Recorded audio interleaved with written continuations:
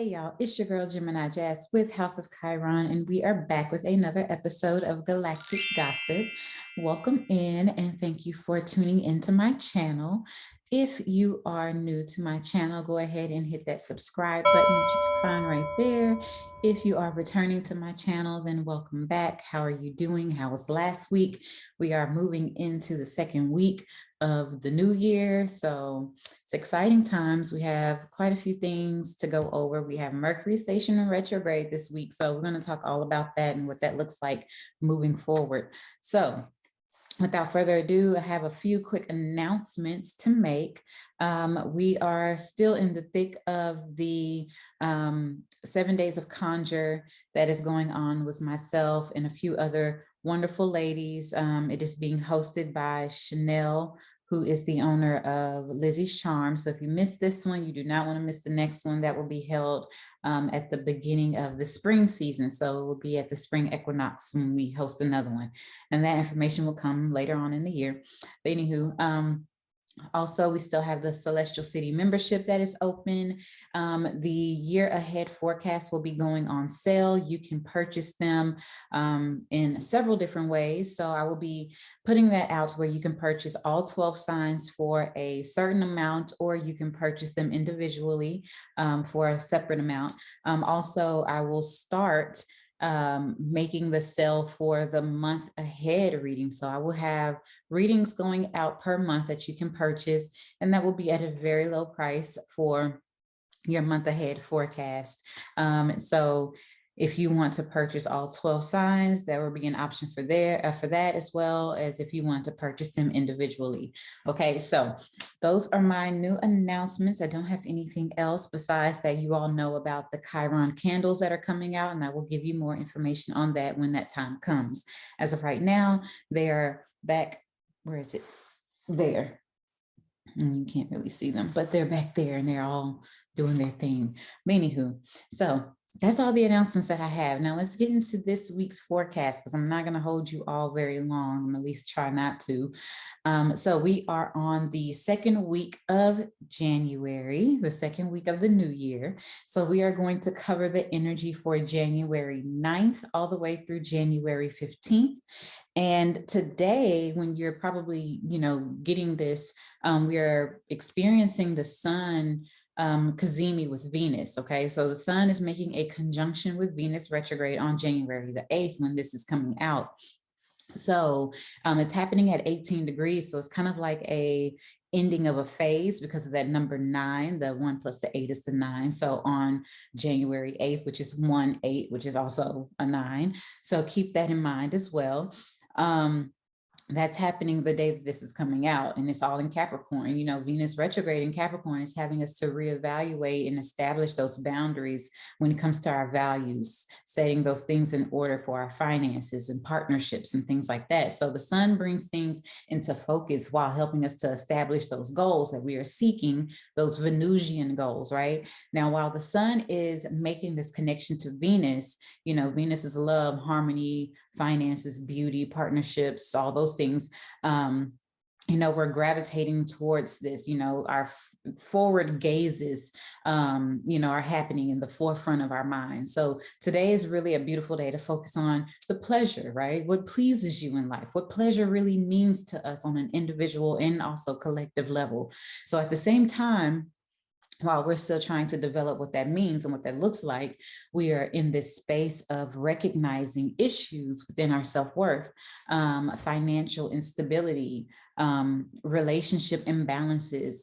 It's very ideal for us right now to use this energy to get solid on these things and make sure that they're in balance moving forward in this new year. Now, Venus retrogrades create a time for us to dig deep within ourselves, to reveal a need to accept ourselves and our loved ones, so it's all about receptivity as well. Can we receive love? Can we receive self-acceptance and all those things? Because only if, we have a complete balance of receptivity, can we actually give? Can we offer that as a gift to other people?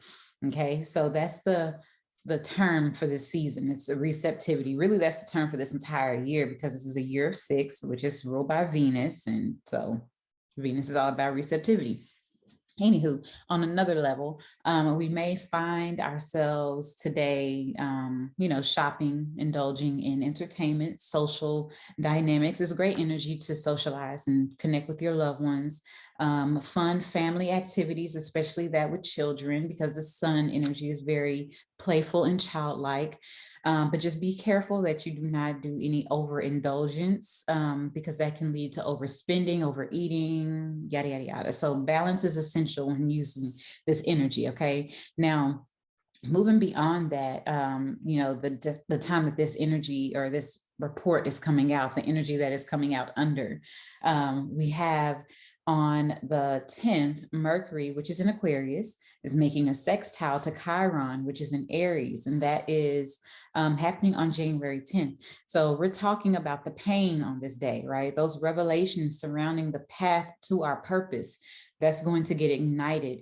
It's igniting our innovative healing within all of us. Like, how can we heal in a way that's just been different? How can we utilize expressing what we've experienced, that Chiron is very layered energy. It not only talks about pain and trauma, but, it talks about other things like shame and guilt and, whatnot. So today is a great day on January 10th to share your story, as it may assist someone with writing their own, okay? Building the courage to do so. That's part of that Chiron energy, is that you go through whatever it is that you go through, so that way you can empower someone else to go through their thing and express it and help someone else. It's that pay it forward energy if we tap into it. Now, we all have something to offer, right? Because our individual experiences with pain and shame and guilt, that's all associated with that Chiron placement in our chart, depending on where it is for you. If you are looking to dive deeper into your Chiron, where to find me, go ahead and get your reading, because our readings are open. I forgot to mention that. So get you a reading, and there's myself and another astrologer that is on board that can read you to filth, okay?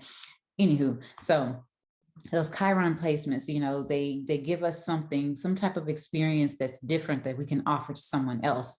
Now, speaking from a healed space, right? If we use our Chiron placements to speak from a healed space, it can remove that victimization that can possibly live in our subconscious, and empower each of us to take back, what is rightfully ours, which is our power. So it's all about finding it, how to navigate to it, right? And that's kind of what these readings do. They teach you and they give you those tools to do that. That's what having an astrologer, especially someone who understands therapy as well. Keep that in mind. Mental health, therapy, psychology, all that. So anywho, today we may get some information, we might even get some insight, or we might engage in like a conversation that allows us to understand our journey, providing that purpose to that pain that we've endured. We might get that today. And so if you're not sharing your voice, you're definitely hearing it from a different perspective, with a different lens from someone else in your, environment. Okay. Now, also moving past that, we have on January the 11th, the sun, which is in Capricorn, is making a sextile to Neptune in Pisces. So as the sun and Neptune harmonize in the sky, sextiles are very harmonious. We might feel more in touch with something bigger than us, right? Neptune and Pisces is very spiritual. So our intuitive and psychic awareness increases under the influence of this energy. So take, the sun is our vitality, while Neptune it governs in Pisces. So it's all about divination and spirituality and, that connection. So we are divinely connected to everything within us and everything around us. And so we have that support from the universe to visualize our desires and dream up the futures that we want. Okay, so we are seeking to understand ourselves more profoundly. So using things like astrology, spirituality, other divination practices can assist us, whether it's tarot, speaking to someone, even seeking therapy, right? That might give us the assistance that we need to understand ourselves. So that way we can actually visualize what it is that we need and what we desire for our life more authentically with who it is that we are. All right, paying attention to our dreams and synchronicities on this day also will provide the guidance and understanding that we are seeking. Okay. Now, also on January 11th, we have Mars, which is in Sagittarius, making a square to Neptune in Pisces. Now, this is some tricky energy to navigate through because Mars, in Sagittarius is like the fighter of the truth, the warrior of truth, and they're going to speak the truth and push out the truth, right? But it's making a square, which is a challenging aspect to Neptune in Pisces. And so Neptune in Pisces can be very deceptive in a sense. And so this tension can bring, the tension between Mars and Neptune can challenge our beliefs, morals, and truth on a subconscious level. Also, we might be not as energetic today, right? Feeling a bit lethargic, not able to put our entire effort or ambitions into things that we desire to pursue. Instead of trying to like force something or force yourself to do something, allow this time or allow this day for some self-care, some introspection, some rest. Even if you need a little bit of solitude, that's perfectly okay. If there's a need to express the thoughts or emotions that are bubbling up on the inside, try to create avenues like art, painting, music, dance, therapy, singing, indulging in like cinema, movies, or something like that, or anything else that can inspire you. Try to utilize that in order to express your emotions that may be coming up. Okay, on a negative end of this, we might be like receiving gossip. We might be on the receiving end of gossip, but be careful that you are not on the giving end of that, right? Make sure you're not the one out here doing the gossiping. So like, I would rather be the person talked about instead of the miserable person doing the talking. That's just my theory. So make sure that you are aware that this energy is possible, because it could be gossip, slander, scandals of all kinds. Be careful of that sleazy car salesman that just gives you that too good to be true kind of deal. Pay attention to that. It's not ideal to go out there on this day and make large purchases for things, because things are not as they seem. All right. Now, we must not fall into feeding into the noise, right? Focus on your health, focus on your routines, your spiritual practices, your mental wellness, read a book, creative journaling, get into something like that. Even work out and exercise to get that aggressive. If somebody says something, or if you receive some information that's not true about you, instead of trying to prove a point and defend yourself, you have nothing to defend. Allow things to be, because this kind of energy is like, it always comes back full circle. So I'm gonna just leave it at that. So now talk about the big energy for this week. And this is the last thing we're going to discuss, is Mercury stationing retrograde at 10 degrees in Aquarius. And this happens on January 14th of 2022. And Mercury is going to be retrograde all the way until February 3rd of this year. So here we are. All right, the very beginning of a new year, and we have a fresh Mercury retrograde. Mercury is in its regressive cycle, but it's in the sign of innovation. So, Aquarius is known for its unorthodox approach to things, being different, going against the status quo, making breakthroughs. And so as the planet of information and ideas and perceptions and thoughts travel through Aquarius, we are bound to embark on many breakthroughs, things that have kept us from being our whole self, right? Aquarius is the ruler of autonomy. So where do we neglect our sense of individuality in relation to others? That's a question to ask yourself in a journal prompt during this Mercury retrograde. Retrogrades are always a time for you to practice the pause, slow down, reevaluate, reassess, review things, double check your work, get your car serviced, all those different things. But this retrograde cycle will drudge up the need for introspection and viewing ourselves, others, and the communities as a collective, right? Because Aquarius is about community. So friendships, our networking circles, large groups that we affiliate with, may be at the forefront of our mental capacities during this time. Now, on a different note, Mercury oversees our nervous system. So it's also our thought process in all areas of information. So this retrograde phase could bring up some anxiety and other nerve concerns that require a closer look at our triggers.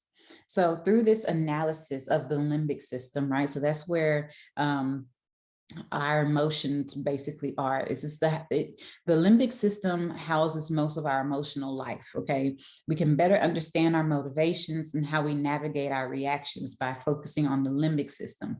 Okay, I'm going psychology on y'all right now. Okay, so with that, it houses like the hippocampus, the hypothalamus, all those things that are, the parasympathetic nervous system, where you can kind of calm yourself down, the sympathetic nervous system, the fight or flight, right? Those are those things. So that's all part of the limbic system. So by understanding that, we can have a better understanding or a better grasp of our reactions and our triggers, right? So during this time, we may experience these things from a limbic system situation of just not understanding it. Okay, so it's like experiencing overanalyzing, overthinking, the reactive versus the responsive behaviors due to energy that Mercury encourages, right? Receiving some information or some news that you were not expecting, because it's Aquarius. Aquarius is that unexpected Uranus energy, not to mention we still have Uranus is getting ready to go direct the following week. So we still have that going on, unexpected situations, things that are going to trigger us. Aquarius is ruled by Uranus, and Uranus also rules our nervous system just as well as Mercury does, but it's more on a different level, like an electric level. Okay, so whereas Mercury rules the brain kind of thing, Uranus is there, and it's like the nervous system also in a different kind of capacity. So it's a combination of these things happening where we are to slow down and process things before moving forward. Take your time to breathe through any situation that may come up on this day or at this time during this retrograde. It's not ideal to start any brand new projects right now, but instead review or revisit what we have previously put to the side for later analysis, like bring that back to kind of push it forward. Now our conscious mind is activated during this time, right? And it's activated to build up a profound sense of awareness about how we are responding to things, how we are interacting within our communities, our friendships, our networking circles, all those different things. Now, Aquarius is that genius energy also. So harnessing that God-like knowledge and wisdom that lives in our genetics and lives within us. That's what this retrograde is going to kind of have us do. We have to slow down, pay attention, build that awareness. Now, when we are in a space of overanalyzing, second guessing, and experiencing anxiety, we can easily overthink our genius, right? We can start overanalyzing something that just is, something that is already genius in its own, thus dumbing it down, right? It's just let it be what it is. Don't overthink it. Don't overanalyze it. Don't let your anxieties get the best of you. Now, Mercury will soon create harmony with the wounded parts of us as it comes into connection with Chiron later on in this transit. This is forcing awareness to those parts of ourselves that remain buried under that inauthenticity, right? The things that are not of us, the things that we have placed on us, like it's a jacket that we have been wearing just for survival because we've been drudging through this cold winter time, but we are really warm-blooded kind of people. Okay, so it's kind of like that. It's going to show us, hey, you've been wearing this jacket and it's no longer cold. You can take it off. It's kind of like that energy once Mercury and Chiron comes into this connection that they're going to be making. Now, before dipping back into Capricorn, Mercury is going to sit at the foot of the sun. This is the Cazimi, the Mercury Cazimi, where we receive profound insight. And this is going to promote confidence to embrace our brilliance. Okay, there's so much up for review and revamping during this retrograde season. Venus, Pluto, and soon Mars will all make a passage through Capricorn, while it's still retrograde in Capricorn, giving us the ability to set those solid foundations and deconstruct those barriers that we place around our relationships, our identities, our ambitions, and our values, even within like our finances, right? So that's what this is going to be like over this time. It's going to dip back into Capricorn on the 26th. So yeah, and I believe that's the same day that the sun conjuncts Pluto in Capricorn. So, or maybe it's the week after, I'm not sure, but either way. Yeah, so we have quite a few things going on this week. That Mercury retrograde is going to be here until the early parts of March. or Mercury is going to be in Aquarius, and then the retrograde ends on February the 3rd. So we have about a good month of this. And yeah, good luck out there. Make sure you are reviewing, revamping, and double checking who you sending your text messages to, and the numbers that you're calling, and the emails that you send out. Read it 3 times, 4 times if you have to. Yeah, and they always say during this time it's highly likely that the return of the X kind of thing happens, because Mercury is retrograde and Venus is retrograde. So be aware of that. Make sure your boundaries are way, way, way up. All right. So y'all have a wonderful week ahead. I will meet with you all next week again here on my channel. Thank you once again for tuning in, and check the description box for all of the beautiful things that we have coming out. And I will be putting out more information about when the readings are ready for purchase. Bye.